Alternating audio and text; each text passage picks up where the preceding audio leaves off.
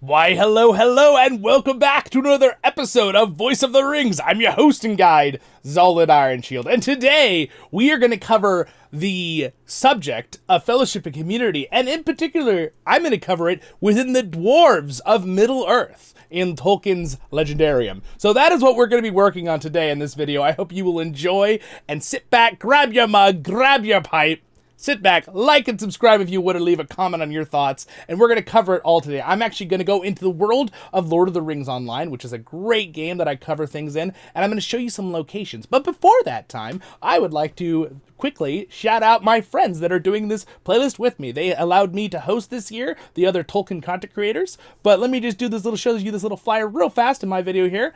Here's everyone else. You should also check them out on the playlist and like and subscribe to their channels too. And they are awesome. And I also want to show you this because I just made this for the intro video, which you probably already saw at the beginning of this playlist. But I love this. I had a great picture. This is our theme this year, fellowship and community. And you can see up there at the top, we've got all of us as the little characters cheering in the picture.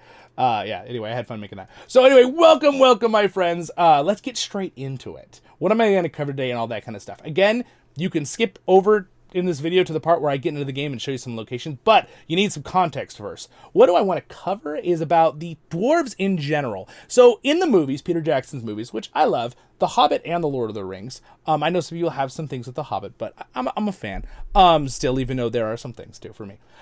I want to cover what there are some stereotypes of the dwarves, and that they almost seem very greedy, and they just want treasure, and they're just out to kind of battle and fight and stuff like that. I feel like a lot of people don't realize that the dwarves are actually a very hardy folk, but in a way that also they care about their communities and their fellowships, whether this be cross-race, right? Some of the best examples would be Gimli and Legolas, right? Gimli and Legolas are literally Gimli's surname, nickname is Elf Friend. They are the best of brothers, right? They're so close. They might as well be blood brothers, right? Being the same race. So that is one of the examples. Gimli would die for Legolas to save him, right? Same thing for Aragorn, right? I mean, as their little trio said, Gimli would die to save Aragorn. Is it because he's the king? Is it because he knows how important Aragorn is to the world of Middle-earth? You could say that, yeah, partially, but I don't think that's the main reason. I don't think if Aragorn had ever been, Gimli had ever known he was going to be king, Gimli would have still died for his friend Aragorn, right? So the dwarves are fiercely loyal, and I feel like they get a bad rap in Peter Jackson's movies to an extent. Not entirely, right? Peter Jackson, I think, does a really good job in some ways, but they get a bad rap that they're unruly, right? If you look at the extended edition of The Hobbit, they're jumping up on the table and stuff like that. Sure, they do things like that, maybe to an extent too. But the dwarves really do care about their communities, and that's what I'm going to cover today. Another thing I want to cover is Dain IronFoot, right? And the relationship that Dain and Thorin and all the other dwarves really have with Bilbo Baggins, right? Now you could say, for Aragorn, you could say Bilbo Baggins, well, he saved them from, helped defeat the dragon, even though he didn't directly do it, and he helped them take back their homeland and all this stuff. Sure, that is an absolute big reason why the dwarves like them. But I think some people would take that and subconsciously start thinking, oh, well, the dwarves, they're just grateful to him because he helped them.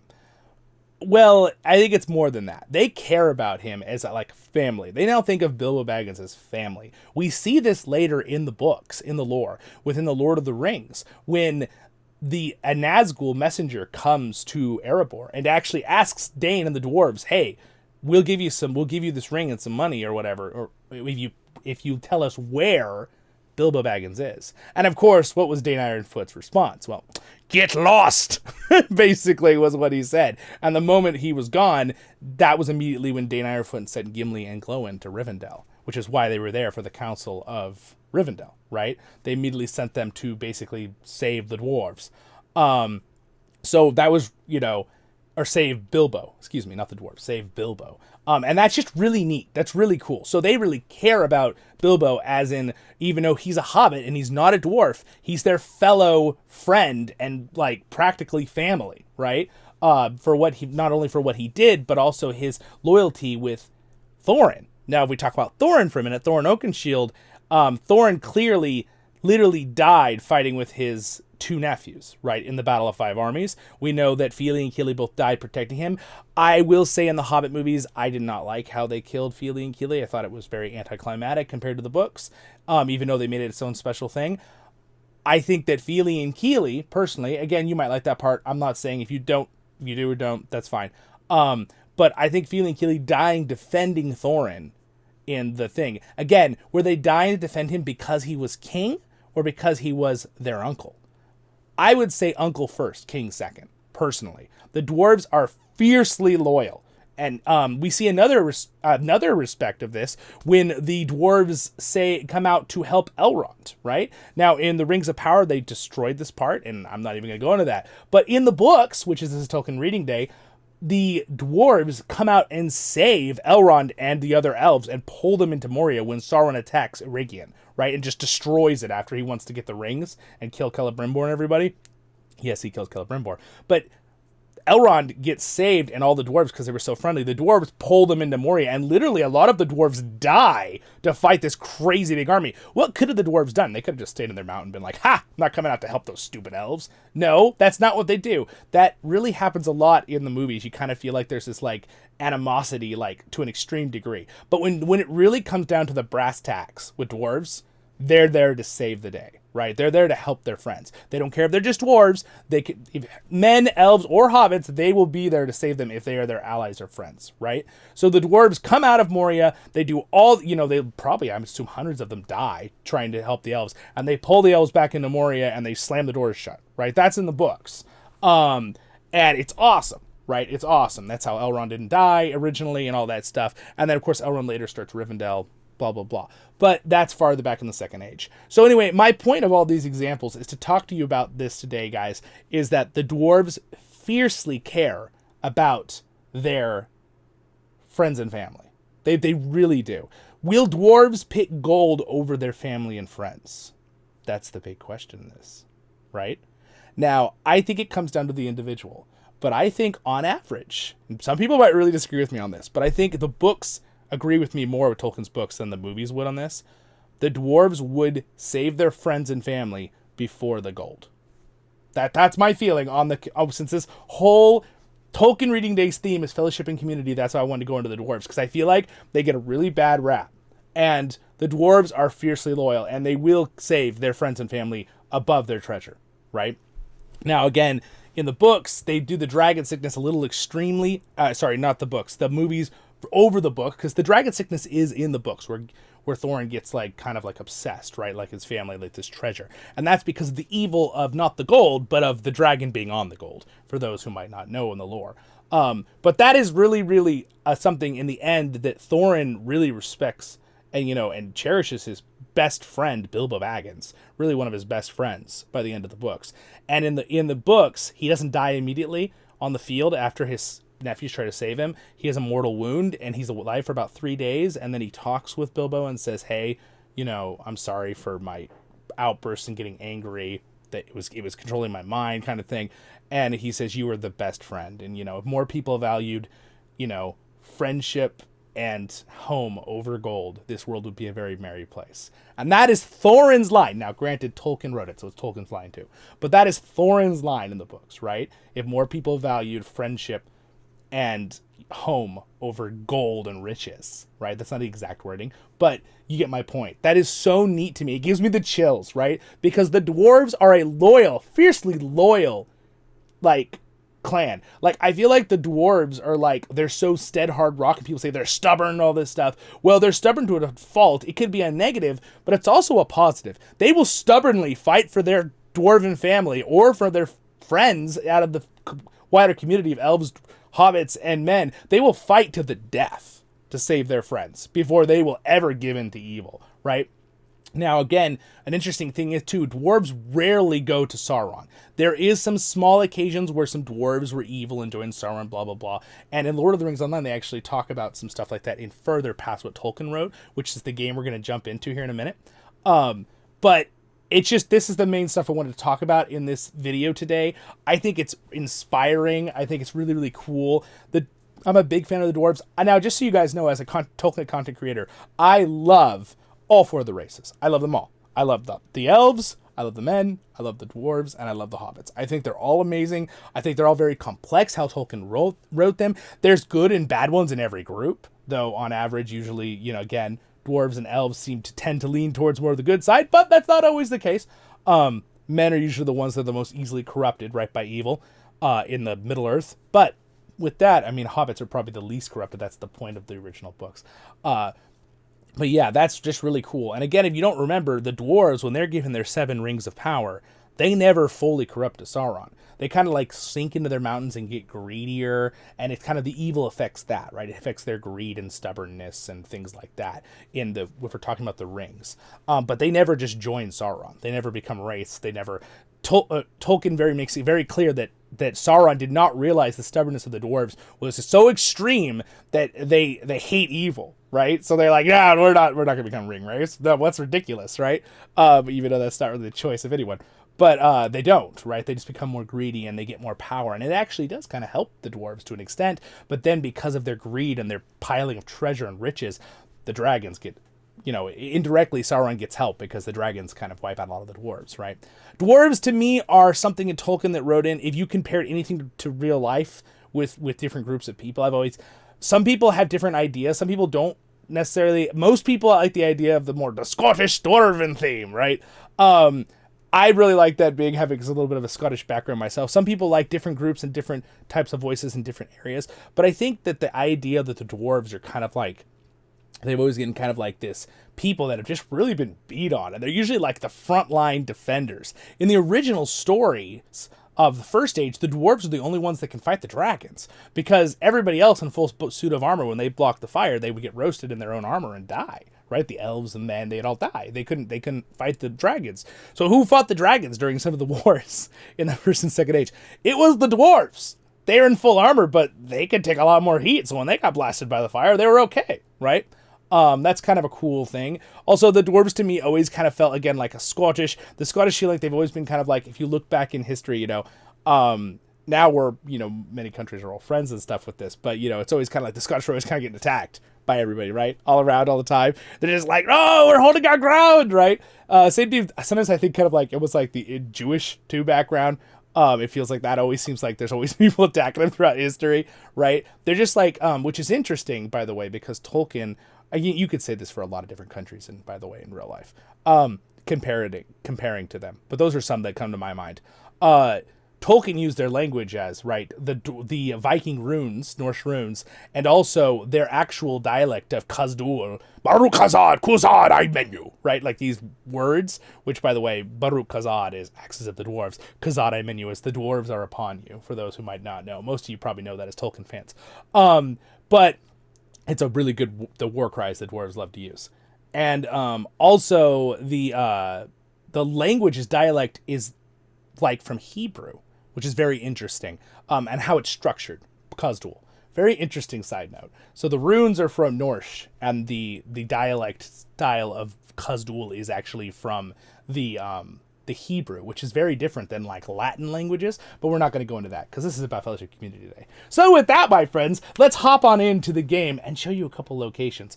But if you are enjoying yourselves, like and subscribe, and thank you for being here. Let's hop into the next part, to the game! Alright, welcome to Middle-earth. I'm here in Breeland, here on my Dwarves Zollin Ironshield. Now, I do cover a lot of things on this channel. I do replicas, I do lore videos, I do all sorts of different other things that are Tolkien. You can look through my playlist if you even care about that. But I use the Lord of the Rings Online because it's a fantastic canvas to do different videos with. I love the game. We cover the game a lot here on the channel, but also it's great for lore things like this today, my friends. So with that, we're going to go ahead and get on our horse here, and I'm going to show you some cool stuff here in Middle-earth. Now, where I am right now is in Breeland, all right? And what I want to show you is the fellowship and community that the Bree people have with the dwarves. And again, my inspiration for this video was long coming, and then the moment they said it was fellowship community for Tolkien Reading Day, I was like, I know what video I'm gonna make for you guys. So I'm walking through Bree here in Middle-earth, all right, as we go. And this is the Bree Town Hall there. Again, it's a beautiful game. It's got a wonderful art style. This is the Bree Town Hall area. And then we come back here, there's actually a section of Bree. Now, again, what I've talked about for the past 14 minutes at the beginning of this video was the lore of the dwarves from straight Tolkien, right? Straight the books. Now, I'm gonna continue to use stuff from Tolkien's books, and I'm gonna be comparing some stuff with the in-game Lord of the Rings Online MMO here, which does an amazing job of respecting Tolkien's lore, and things that would make sense. For one, there's actually a dwarven quarters, all right, in Bree called the Dara Ward, all right? And these are where the dwarves actually come, and they do a lot of trade with the peoples of Bree. They really do. Now, these dwarves would be probably most likely from, let's bring up some awesome maps here for a second. These dwarves are probably most likely from Ered Luin. All right, they are probably up from the Thorin's Gate, which is what in the Hobbit movies, you get a little tiny tidbit in the Hobbit movies when the dwarves are basically saying, well, we had to leave our homeland. So they left Erebor in Rohavanian up here. They traveled across the Misty Mountains. They went into Eriador, and they traveled all the way to the Ered Luin, which is the Blue Mountains, I believe. Is it Elvish? And they settled up here and started Thorin's Hall. We are going to go to Thorin's Hall in this video for a few minutes. So we're going to cover a lot of different dwarf things. But I'm just going to basically give you a tour, walk you around while I give you lore points. And again, if you are enjoying yourself, it would be amazing if you throw me a like and a subscribe. And even leave a comment on what you really like about the dwarves. And what maybe, you know, what is something that maybe bugs you about the movies that they don't show about the dwarves, or something they do show good about the dwarves. There are a few things I want to talk about showing you with the dwarves in general. There's something really cool. They do a couple things right. So, for example, remember the spot where Legolas and Gimli are at the Black Gate in the third movie, The Return of the King, and he goes, oh, I never thought I'd die fighting side by side with an elf. And then Legolas says, what about side by side with a friend? And Gimli goes, die. I could do that. Oh my gosh, my heart every time. It's so amazing. He's like, I could die with a brother, right? So anyway, that was to show that fellowship and community that they have as like brothers between Legolas and that. And I feel like there's probably a lot more, even though Tolkien doesn't write a whole ton more than what I've mentioned already. You can expand on that in our own imaginations. One thing Tolkien did really good was he left some things up to the imagination still, even though obviously we know Tolkien also was crazy detail man when it came to like telling us about trees, right, and different things. So Tolkien was very detailed. There's a ton to go on, but there's stuff you can expand on too that Tolkien clearly leaves open that makes sense. Like, for example, I'm sure there are dwarves that are friends with other people, right? Besides that, you know, as you go through Middle-earth and see things. Like you can see right here, all right, here's Jessamyn's garden here. So you can see they're having a little party, they're having fun. You can see one of the dwarves is right here, hanging out with some of the humans here. So again, he's very happy just chilling with his human friends as they have a nice drink and dance here in the evening in this garden. So there's a lot of cool things like that throughout this game you can kind of see. Now again, as you play this game, a lot of these things on the side, these are like NPCs that I'm looking at. They're called non-player characters. You'll see if it's a player character, they're usually moving around and they'll have a certain name over their head if I have it on. But you can see here's some guards of the town. There's actually a spot right here. Here's some real players right here, by the way. They're both dwarves. You can see right here we have some different dwarves. You actually even have a dwarven statue right in the middle of Bree Town. Right now, it's in again the Dwaro Ward, and this is also called the Stone Quarters. All right. So again, this area is kind of like the dwarves' little like living area.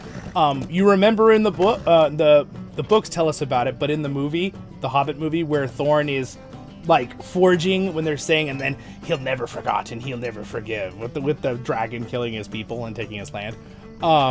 Well, I always assumed that was in Breeland, right? I always assumed that in the movie. It probably was. So, for all we know, Thorin Oakenshield was right here, right? Getting to know the humans, which, again, were probably really, I would assume, decently nice. Now, I'm sure there were prejudices, of course. Like, anytime you have a big group of people move into one area, it can be a little hard at sometimes, right? But then that's where the dwarves went and started their own home and started trading with everyone from Ered Luin. You can see right here, you got a couple different dwarf traders here. You know, and trading vegetables, and this man is trying to probably trade some of his fruit, telling it it's the finest to this nice lady here. And here's another dwarf, and then we got a funny one right here. I love this one.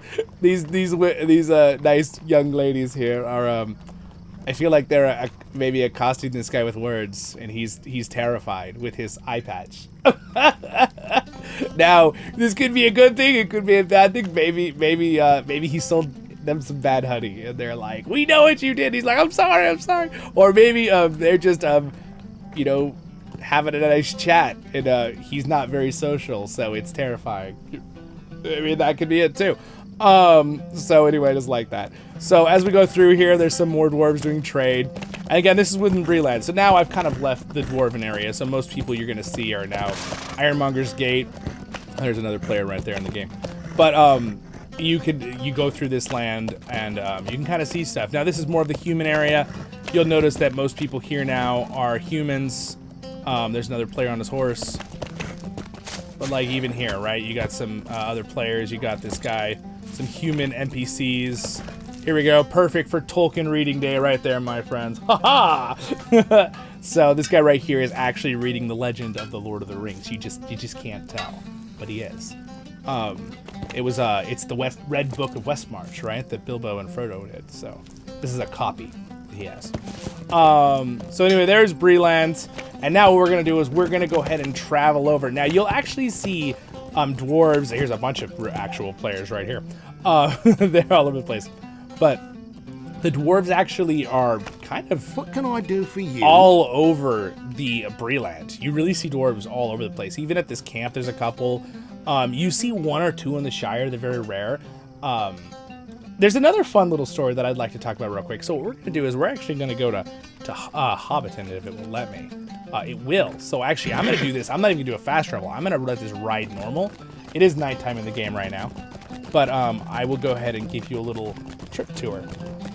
So again, this is the Greenway Crossing. Very famous in the books. Beautiful, beautiful area. This is one of the oldest areas in the game. Also, some gorgeous stars here in Middle-earth. Oh, it did teleport. I'm sorry. I thought it wasn't a teleport, but I guess it was. Or it was loading something. But when we get to the Shire, we want to talk a little bit more about the friendship between Bilbo Baggins and the dwarves.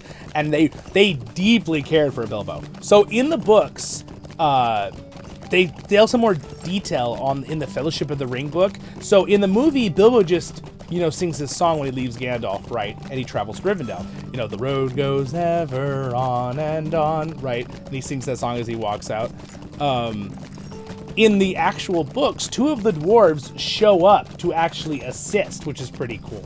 But I'm going to go ahead and teleport here for you guys to the next part. Baruch Khazad! All right, we're back. We're running through the Shire here. It's beautiful. Now, again, there's a night and day cycle, so the time I made the video, it happened to be nighttime in the game.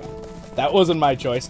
But again, it was so neat to me that Bilbo had two of the dwarves come. I'm trying to remember if it was one of the named dwarves, if it was Nori or something. But I'm trying to remember. But that's just that's so cool that they came and picked him up, and they actually escorted him they came through Ered Luin, they came down through the Shire, they picked him up at BagEnd, and then they walked him all the way through Breeland, all the way through the Lone Lands, all the way through the Trollshaws up to Rivendell. So, I mean, a long distance. Like, we're talking, like, several countries distance in some places. So it's really cool. Another thing that really was always neat to me in the books was, and by the way, here is the Green Dragon. We'll actually get off and see the Green Dragon here real quick. Let's see if there's any dwarves stopping by here. We remember in the books that when they first get Bilbo and pick him up, right, the dwarves, and when they first make a new friend, they weren't so friendly with Bilbo at the beginning, we all know that. But as they became friends, they got really, really friendly, right, as we all remember in the books. Let's see if there's any dwarves in the Green Dragon right now. I don't think there is, but we'll just check. Any dwarves visiting? No, it's mainly our little Hobbit friends here. Put their names up. It's Mr. Welcome to the Green Dragon! What can I get for you? I forgot to tell you guys, I actually do voiceovers in this game through a voiceover series, so one of the reasons my channel is Voice of the Rings. I also want to be a voice for Tolkien and do Lord of the Rings content. So there it is. Oh, have you come to hear a story? No, actually, but have a good day. You can see how big I am versus the hobbits as a dwarf.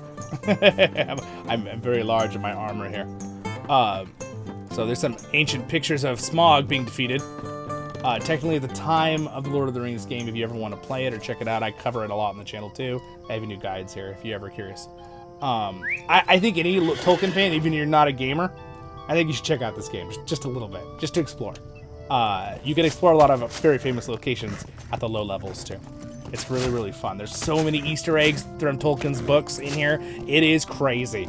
But we're not going to go into that. We're going to stick to dwarves today. So again, another thing that was important is they picked up Bilbo, right? Like I was saying, at the Green Dragon and all that stuff when he signs the signature. They did a great job with that in the Hobbit movies. It was really well done.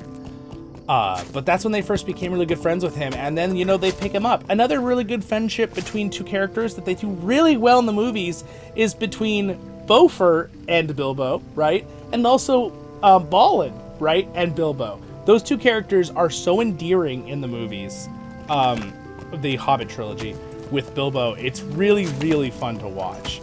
Up here, you can actually see BagEnd up at the top of this hill. Since it's Tolkien Reading Day, I think I'll just take a little tiny moment to walk up there for you guys, just so you can see it, in case you happen to be one of my viewers who's never seen The Lord of the Rings and how cool it is. They do stick closer to the books than the movies in this game, which is good, because the books are the golden standard of Tolkien's lore. We're going to just walk up to the top here. You can actually see the party tree doing fireworks there. Here it is, the great party tree, and BagEnd's right up there on the hill, right above us. We're gonna run up to BagEnd real quick. Yeah, it's just really, I love the relationship that Bilbo has with the dwarves. They clearly think of Bilbo as more than just a hero of retaking their land. He's family, right? Like, well, they literally take their time, months, a couple of them, to pick Bilbo up and bring him to Rivendell. So he's like an honored guest kind of thing. So here is BagEnd's. So I'll just quickly, for Tolkien Reading Day, quote, "In a hole in the ground, there lived a hobbit. Not a dirty, wet hole filled with wiggling worms and things. This is a hobbit hole, and that means comfort.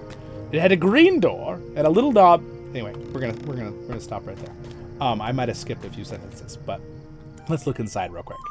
So this is BagEnd in The Lord of the Rings Online. It's a little bit more closer to the book's description. I love the movie version of BagEnd. It's on my bucket list, by the way.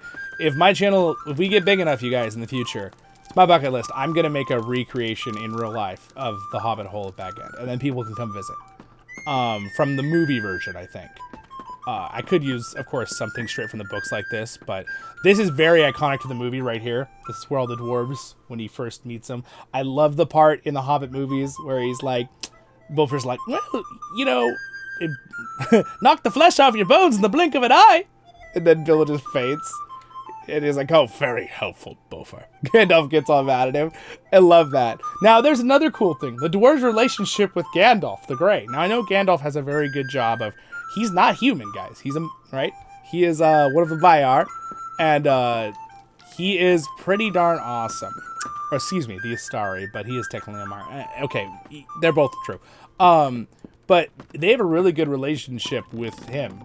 Clearly, Thorin fully trusts Gandalf because he says that you need this hobbit. And Thorin's like, I don't know if I need this hobbit. And then later, it's neat because Thorin fully accepts him and he's like his best friend, right? Thorin clearly would die for his friend Bilbo. And we see that in the movies.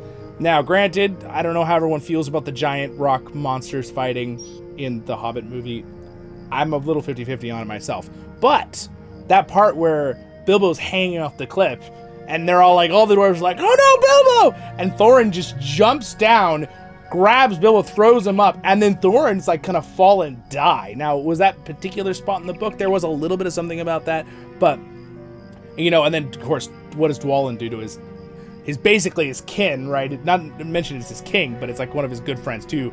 Jumps down and like grabs Thorin right before he falls to his death after Thorin just basically almost sacrificed his life to save Bilbo's, right? So, and he didn't even know him that good yet. But it just goes to show you how stubbornly faithful and, you know, they are to their friends and their family. Fellowship, community, doesn't matter. The dwarves will die to save them. And that is just it's really, really neat. So now we're going to go over to Thorin's Hall, which is where Thorin established a community. I'm gonna keep tying in the Fellowship community theme through this entire video about dwarves, though. Again, I'm focusing on dwarves. So welcome to, this is what Thorin actually created. You never see it in the Hobbit movies, and the books sort of talk about it a little, but they don't go into super lots of detail. So most of this stuff here is, oh, thanks for retrieving my pickaxe, Zollin. Of course. Well, mine may be trapped dry. At least you found my pickaxe. Well, that's good. That's good. Again, very friendly. So the dwarves have, we're going to go through here and see some stuff. It's really a beautiful location inside of Thorin's Hall. We're also going to go to Erebor in this video. We're going to try to get this all done in the next couple minutes, but if you guys enjoy this, you should check out more videos on my playlist in the future. But first, go watch everything on this Tolkien collaboration playlist. Check out all the other YouTubers who have joined me. We've had an absolute blast making these content for you guys, and lots of different styles of content, but it's all Lord of the Rings, and it's all focused on the theme of Fellowship Community this year in the Tolkien Reading Day. So this is some of my favorite music in the game right here that you're listening to. This is the beautiful hall. That is a statue to Thorin. When this game is started, it was, this game is starts right before the Fellowship book, so the Hobbit has already happened, technically. You can see here, if we go through, we can go into the main hall over here. And I want to bring you guys down into the Dwarven Tavern, because that may be actually where the thumbnail is from. If that's the thumbnail I made. I'm guessing it for the future. So, as you can see here, you got some of the dwarves training brotherly and battle in arms. You even got a human here that's a visitor training with the dwarves. It's pretty cool. And yes, dwarves can use arrows pretty good. That's one thing I think some people didn't like, that Kili did a lot of archery in the movie, but dwarves are pretty good with a bow, actually. Maybe not a Legolas level, but they're pretty good. You got some ancient crystals and waterfalls back there. Very cool. There's actually a really cool geode. But we're going to go down underneath here into the Dwarven Tavern pub at the bottom.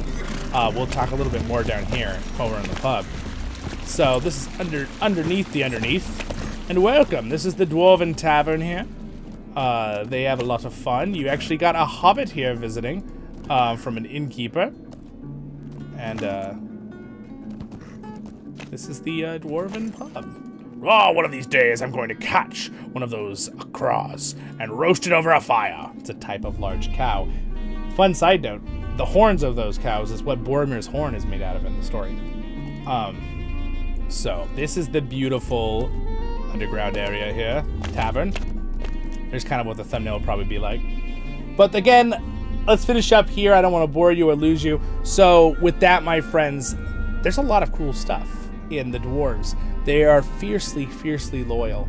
And if we go through the story a little bit more in the Hobbit movies, I love the part where Bilbo and Balin are talking when Thorin has the dragon sickness, and Balin's like, oh, something's taken him, right?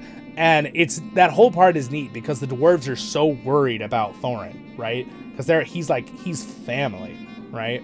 And it's just really, really neat to see that camaraderie between the dwarves and that.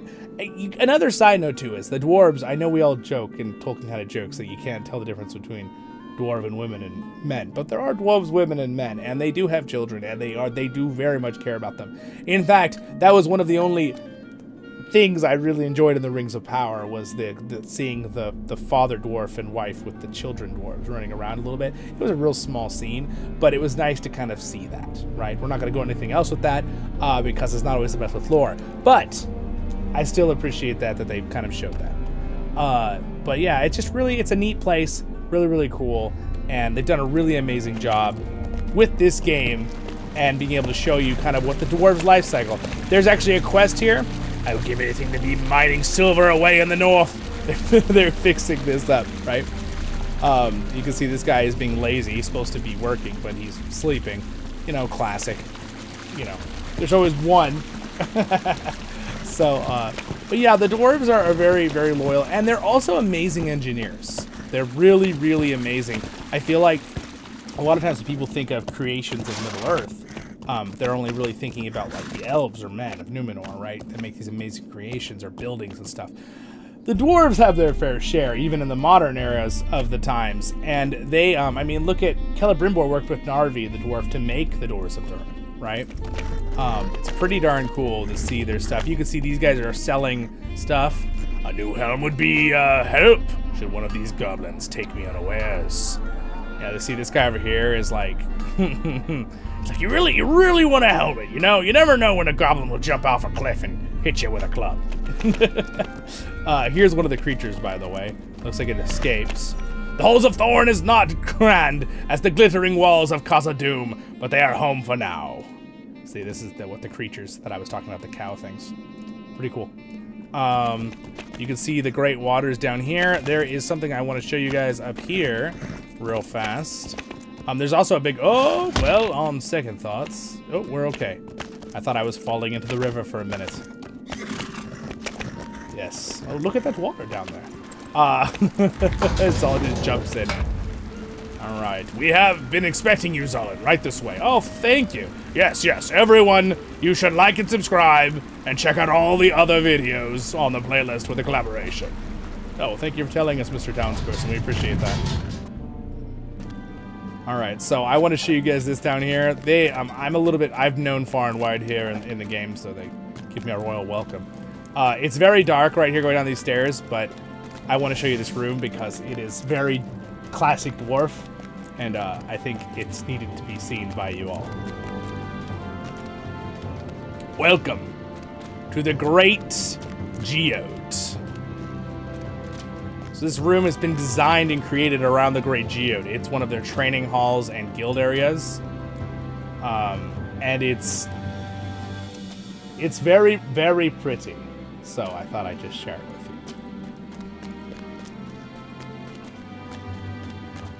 you. Absolutely glorious. It's Arthur Thorin's Hall. So yep, that is the Great Underground Crystal. I really just enjoy the dwarves in general. They're a really cool people. And what we're gonna do to finish up the video is I'm going to show you,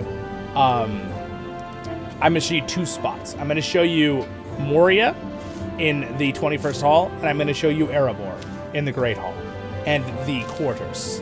That's what I'm gonna show you to finish up this video. And again, with that, I'd love to hear your thoughts and opinions on the dwarves. Again, also, tell me where you guys are from if you made it this far in the video. You know, what country do you live in? Or province or state, or whatever. Don't do anything more personal than that, though. But yeah, it's pretty darn cool. This is the Great 21st Hall of Moria. It's a little bit different than the versions, you know, it's a little bit more to the book's descriptions, but it's kind of like the spot you see where they walk into in the movies in the Fellowship of the Ring, and they're just like the great 20, you know, halls of the dwarves. There's actually a couple different places, but Moria is huge in this game. But again, the dwarves are very friendly with animals. They love their goats.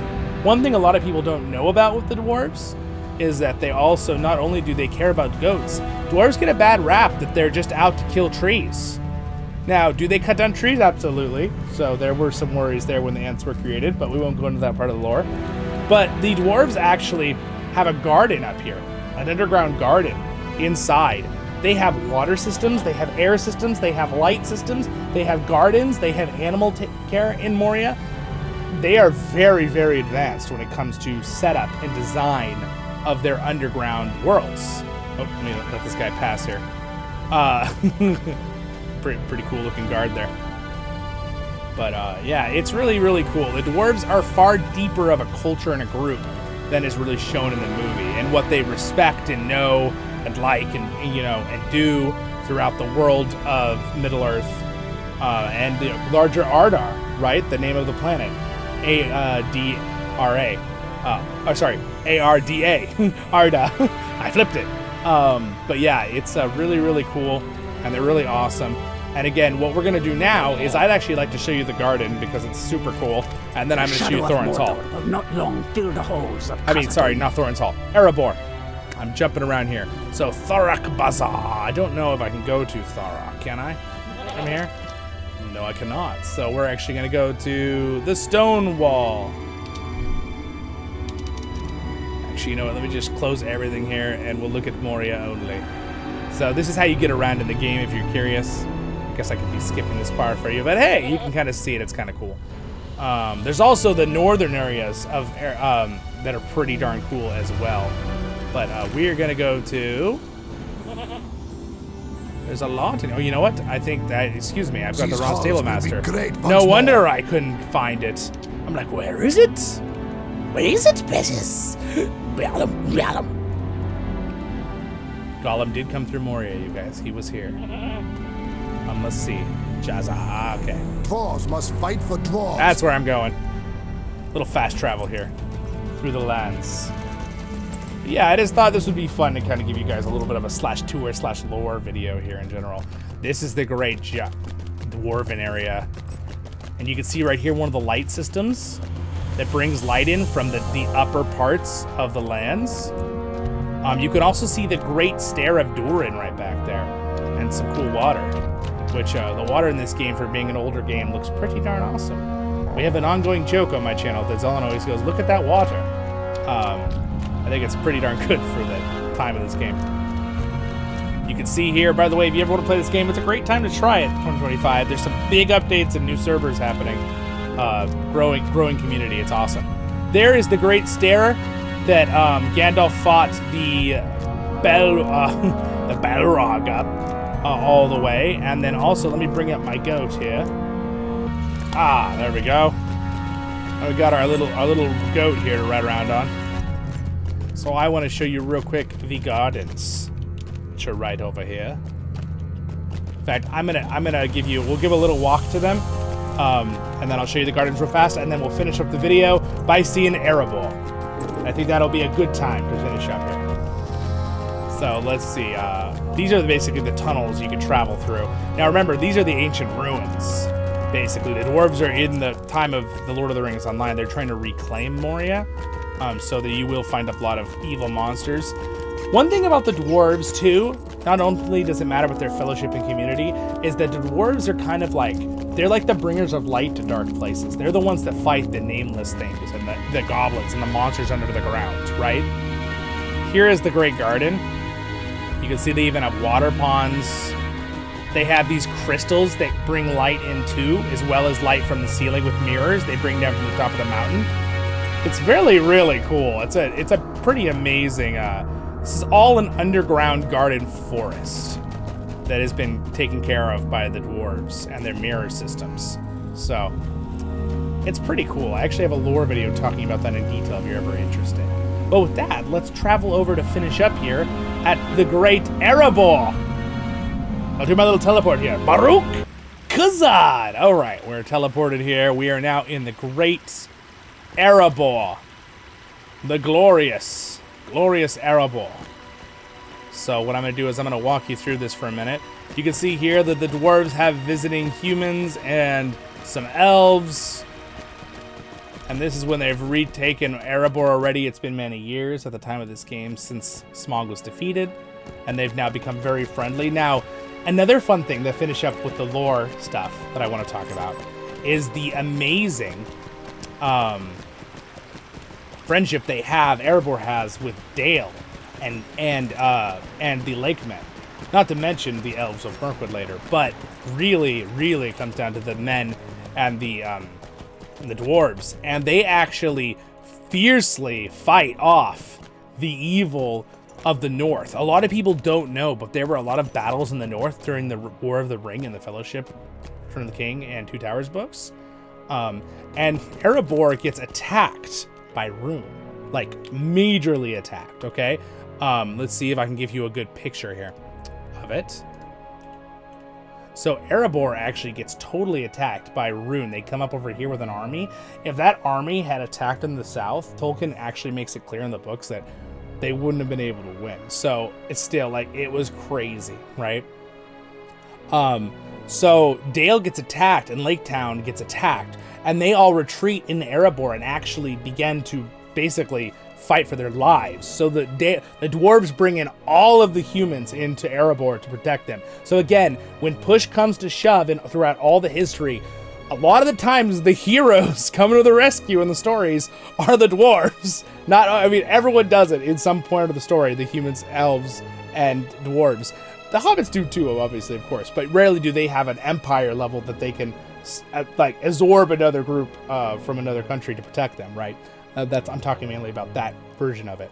But they bring the humans in and they fight for their lives, and they're actually going to die. From Tolkien kind of hints at maybe they'd be able to escape some of them and survive a little bit, but in reality, they would have probably fallen after a few weeks of this battle being attacked, including the Iron Hills ran to Erebor too, I think. I'm sure the Mirkwood Elves probably helped as well, or they were having their own fights. I don't know. At this time, I know that the goblins were attacking Rivendell too in the north. There was a huge battle. The Battle for Middle-earth game, which is another amazing game, I've covered it on the channel, covers that part of the story with Glorfindel and Glowin doing some stuff. It's pretty cool. Some of it's directly lore accurate, some of it just makes sense and is added in or, changed a little bit to be cool that way. But once the ring is destroyed, which, by the way, is destroyed in Mount Doom, and we know on March 25th is when the ring is destroyed. The theme of the Why Tolkien Reading Day is on the 25th of March, same time in the books. Barad-dûr and the eye is destroyed. We also know the eye is not really an eye in the books, but again, it makes sense because it's described like that, so that's why Peter Jackson did it in the movies. But the ring gets dropped and it gets destroyed. When that happens, the Rune Easterlings lose their cohesion and freak out and they retreat. And that's basically gives the breathing room for Erebor to push them out with Dale's help and retake the lands. So that's just kind of a cool little side note there. Another thing of the dwarves helping their human allies in a time of need, and of course the humans helping them as well. They're working together. But the dwarves, again, I think they get a bad rap sometimes, and I think people need to realize the dwarves, just like the other races, have goods and bads. The humans obviously are very usually good, but they are bad too, right? The humans seem to kind of do 50-50 on where they swing, depending on their culture, where they get affected by Sauron or not, that kind of thing. Dwarves tend to be on the good side most of the time, being the side of against Morgoth is what I mean by good side.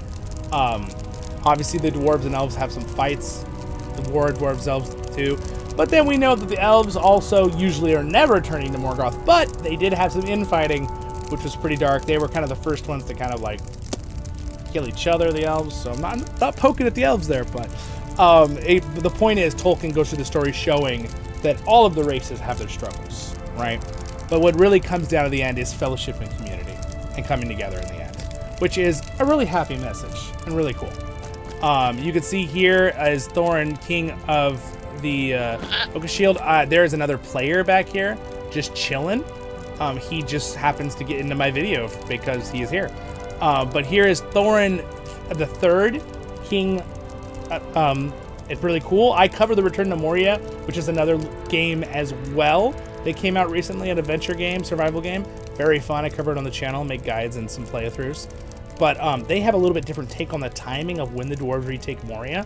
But the Lord of the Rings Online is a little bit of a faster time where they retake also Gundabad in the Lord of the Rings online here. But Thorin the III is not Thorin Oakenshield. This is Thorin Dain's son. So there's Thorin Oakenshield is killed. His cousin, Dain Ironfoot II, becomes king. And then his son, he names Thorin the III Stonehelm. That's who this is. Cool, huh? Also, I have some fan lore. Zollin is related to the family in a certain way, but we're not going to go into that here. With that, my friends, that is the beautiful, amazing, and you can go through, by the way, and actually, you know what? Let's say hi to Bomber. Let's say hi to Bomber real quick. I'm going to jump right over this fire. Woo! I believe Bomber is here. Much older Bomber that we see in the Hobbit books or in the movies. He would be like, he's like almost 100 years older here. Not quite. But dwarves live a pretty long time, which again helps them bond their fellowship and community. Usually dwarves live about 275 to 340-ish years is what a lot of the average years are. They do have the potential, if they're not, to live maybe up to 400 in Middle-earth. We know that you go farther back, they lived longer to an extent. we know that, like, Durin the Deathless lived almost over 1,000 years. That's why he did die. Spoilers. But he lived a very long time. But, for example, in my lore, Zollin lives almost to 400 years old, from what I remember. Dies of old age. But, not now. Zollin is alive and well, guys. That's future lore. There it is, Mr. Bomber. All right, this is Big Bomber Man. You can see, just like that, it's an older version of the Bomber from the movies. So there he is, here in Erebor. Still enjoying himself, talking with some friends. And with that, I want to show you the last part for the is the other side of Erebor here. And that is in the middle of my teleport. We're going to look at the quarters and where kind of some fun things happen. And you can kind of see their fellowship between the dwarves. It's really cool. It's really, really cool. So we're going to actually go out this door. We came back to the front very fast. And if we go out here, you can see we can actually ride down into... I'll just ride my regular horse. You can see them here with their... this guy's saying bye to him on a trip. There's actually a door down here. I didn't realize there was a little door down this room. So if we go down here, there's actually a mine to the left, or above us there to the right, our left. And then the mines are pretty cool. Again, they love to mine. And it's funny because a lot of humans, I feel like in reality, we love to collect rocks. We love to see that. We love geology, right? Me, in my personal life, my mom is a geologist. So I grew up learning about rocks and gems and geodes and crystals and everything else you can think of. And it makes me like that stuff a lot. I'm pretty sure that influenced my love of the dwarves. But again, what influenced my love of the dwarves is just reading Tolkien. For Tolkien Reading Day, reading about how great and hardy they are and how loyal they are to their friends to a fault, right? It's really not a fault to be super loyal, but that's maybe not the right terminology. But you get my point. Here's one of the auction halls. Thorin sleeps deep within the Arkenstone at his shield. That guy's talking about Thorin. Here's some of their stuff here. But to finish up, we're going to just look in this beautiful room here. This is the great living quarters of Erebor. It's everywhere. Like, there's so much stuff here. You can see their stables where they take really good care of their goats here. They have lots of goats they take care of. The mountain's roots run deep as those of Durin's folk. Yes, exactly. Perfect for the theme today here, the community. So, I want the music back on louder. Louder music. There we go. I actually want to go up to the top here. I'm trying not to flip around too much. I don't want to get you guys sick. Some people get motion sickness from video games. I know this. I have a friend and family member that does. In here, we have some of the quarters stuff. But to finish up, I want to show you their little talking area over here because it's really cool. Here's some of the amazing engineering of the dwarves. They got these crazy waterfalls with windmills, and they go down into the darkness. The waterfalls fall all the way down. Good firm stone beneath my feet. I feel like dwarves are just like those really kind people that you meet that are just like, maybe they're a little rough around the edges, but you know at heart they just will like, even they don't know you, they'll like help you. You know what I'm saying? Like, they're just those kind of people. Whatever you envision that kind of person being in your life or people you know, that's where I feel like dwarves fit in. You can see they do their mining and they love a good cheer, and here's some beautiful books. This dwarf is reading for Tolkien Reading Day. Again, another copy of the West March. Reading about the Lord of the Rings. Maybe reading the Hobbit. He's reading about Bilbo Baggins because his father told him the stories. Or he was alive. But he looks like a pretty young dwarf, so maybe he's just learning his history of how they retook Erebor with Bilbo's help. Alright, enough with war. Now it's time for delving, craft, and trade. That's another thing with dwarves. Thank you, my good gentleman here. He makes a good point. That is very, you know, the dwarves don't necessarily like to fight. They will fight to save their friends and family, but they would prefer to not fight. They would prefer to craft, trade, delve, make great works, read books, drink, be merry. You know, enjoy their pipes, all that kind of jazz. I don't drink or smoke in real life, but It's fun for dwarves.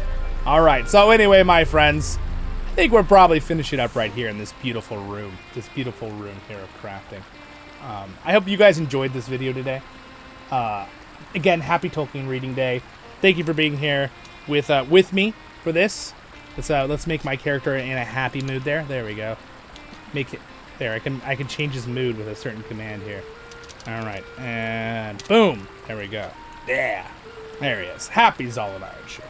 All right, guys. So with that, my friends, thank you for joining me here in Middle-earth. Have a great day in Middle-earth. Check out the other content creators here on what they did and all the amazing stuff they did. They're all awesome. You should check them all out. And it's amazing stuff all on this playlist. Again, thank you to them for letting me host this year, 2025. I had a blast doing it, and it's a great group of friends here. We have a great community and fellowship between our Tolkien YouTubers and with our wonderful viewers, you guys. Thank you for your support. None of us could do content like this without you guys liking and subscribing and watching. So thanks for that. And a little quick shout out and thanks to my Patreons, Reb, Elrond, for being Royal Guards. So anyway, my friends, with that, have a great day. Like, subscribe, check out the next videos that pop up, and first and foremost, check out my friends' videos here on the playlist. Baruch Khazad, Khuzad menu. I'm at your service and your families. Zollin Ironshield, here on Voice of the Rings. Stay happy, my friends, and I'll see you all in the next episodes of Middle-earth. Have a happy Tolkien Reading Day 2025. See you guys.